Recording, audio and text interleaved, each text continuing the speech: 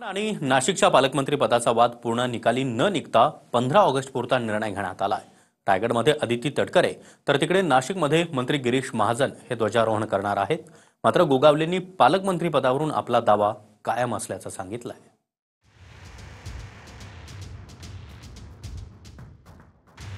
झेंडावंदन झालं म्हणजे पालकमंत्री झाला अशातला भाग नाही आहे। दिल्लीमधून मंत्री भरत गोगावले यांनी हा इशारा अजित पवारांच्या राष्ट्रवादीच्या मंत्री अदिती तटकरे यांना दिला। झेंडावंदन करणं म्हणजे पालकमंत्री झाले असं होत नाही असं गोगावले म्हणाले। म्हणजेच रायगडच्या पालकमंत्री पदासाठी ठाम असल्याचं गोगावले यांनी दाखवून दिलं। 15 ऑगस्टला ध्वजारोहण करण्यासाठी जी यादी सरकारनं जारी केली त्यामध्ये रायगडमध्ये अदिती तटकरे यांचं नाव आहे, तर नाशिकमध्ये मंत्री गिरीश महाजन ध्वजारोहण करतील। झेंडावंदन झालं म्हणजे पालकमंत्री झाला अशातला भाग नाही आहे, कारण ते पहिलेच दिले होतं। त्यासाठी वरिष्ठांनी जो काही निर्णय घेतला आहे तो आम्हाला मान्य राहील, त्याबद्दल काही दुमत असण्याचं कारण नाही। म्हणजे तुम्ही पालकमंत्री पदावरती आजही ठाम आहात म्हणायचं? 100%। पण तिढा का सुटत नाही पालकमंत्री पदाचा? कारण जानेवारी महिन्यापासून हा विषय सुरू झालेला। होय, बघूया आता झेंडावंदन झाल्यानंतर कदाचित वरिष्ठ निर्णय करतील असं आम्हाला वाटतंय। रायगडचे पालकमंत्री भरत शेठच असतील आगामी काळामध्ये असं म्हणायचं? हा, आमची तर इच्छा आहे तीच, आणि वरिष्ठांची पण तेच म्हणणं आहे। तुमची इच्छा आहे ती पूर्ण होईल असं वाटतं? होय होईल।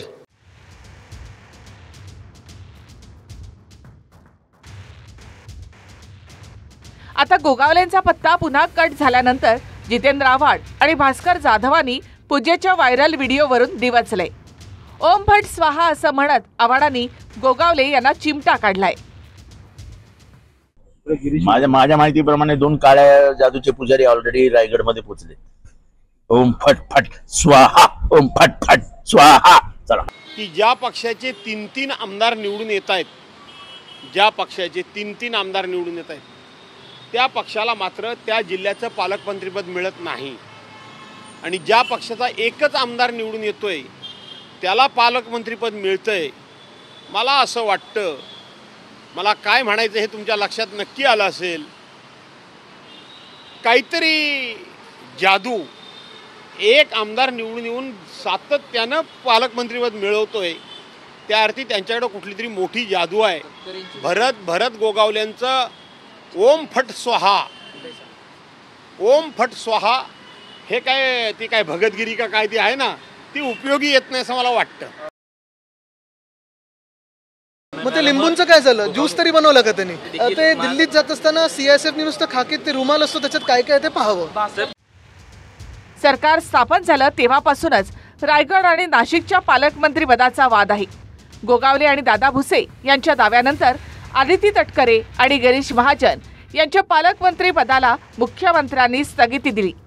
पण 15 ऑगस्टसाठी जी यादी समोर आली त्यामध्ये ध्वजारोहणाची जबाबदारी स्थगिती देण्यात आलेल्या पालकमंत्र्यांनाच देण्यात आली। पण शिंदेचे उदय सामंतांनी रायगड आणि नाशिक या दोन्ही पालकमंत्री पदावर शिवसेनेकडून दावा ठोकलेला आहे। यादी प्रसिद्ध झाली, ही पालकमंत्र्यांची यादी प्रसिद्ध झालेली आहे। तर ध्वजारोहण प्रत्येक जिल्ह्यामध्ये कोण कोण कुठे करणार आहे याची यादी प्रसिद्ध झालेली आहे, आणि मागची देखील यादी हीच होती। मागच्या वेळी देखील रायगडला ध्वजवंदनासाठी अदिती तटकरेंची नेमणूक करण्यात आली होती, आणि नाशिकला गिरीश महाजन साहेबांची करण्यात आली होती। याचा अर्थ नाशिकचा पालकमंत्री जाहीर झाला आहे किंवा रायगडचा पालकमंत्री जाहीर झाला आहे असं कुठेही वाटून घेण्याची काही आवश्यकता नाही। ही झेंडावंदनासाठीची यादी आहे। तर नाशिकच्या पालकमंत्री पदावरून गोगावले जेवढे आक्रमक आहेत तेवढीच आक्रमक प्रतिक्रिया भुसेंची नाही। तर मुख्यमंत्री आणि दोन्ही उपमुख्यमंत्र्यांनी ध्वजारोहणाचा निर्णय घेतलेला आहे असं मंत्री महाजन म्हणाले। मला वाटतं की तुमचा जो मूळ विषय आहे, हे सर्वस्वी अधिकार माननीय मुख्यमंत्री महोदय, माननीय उपमुख्यमंत्री महोदयांचे आहे।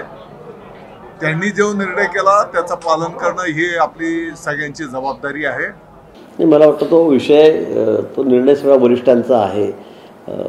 मान्य देवेंद्रजी आहेत, मान्य शिंदेसाहेब आहेत, मान्य दादा आहेत, हे तिघं बसूनच या विषयावर निर्णय करतील, आणि त्यांनी तो केलेला आहे।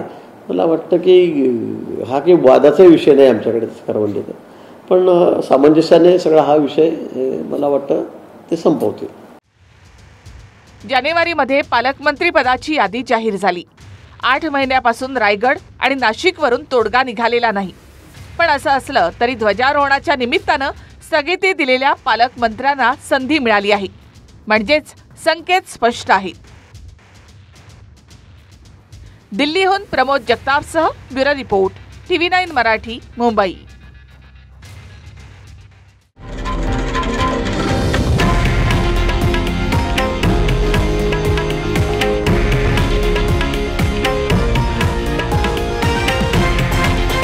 हे आहे देशातील नंबर 1 न्यूज नेटवर्क आणि आपण पाहत आहात TV9 मराठी, एकमेव.